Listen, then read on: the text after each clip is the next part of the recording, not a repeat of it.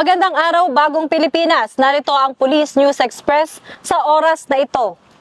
Bilang paghahanda sa inaasahang pagpasok ng severe tropical storm Uwan sa bansa, mas pinahigpit ng Batangas Police Provincial Office ang kanilang kahandaan. Agad na inaktiba ang lahat ng search, rescue and retrieval teams at RSSF ng mga component city and municipal police stations at provincial mobile forces. Tinitiyak ng Batangas Police Provincial Office na handa at kumpleto ang kanilang personnel at kagamitan para sa agarang pagtugon at pagdeploy. Patuloy din silang nagbabantay sa sitwasyon at nakikipag-ugnayan sa mga lokal na otoridad upang makapagbigay ng mabilis at epektibong tulong sa mga komunidad na posibleng maapektuhan. Hinihikayat ang publiko na patuloy na makinig sa mga opisyal na abiso at gawin ang lahat ng kinakailangang pag-ingat para sa kanilang kaligtasan. Para sa mga napapanahong balita, laging tumutok sa Police News Network. Ako po si Patrolwoman Sari Bernales para sa Police News Express.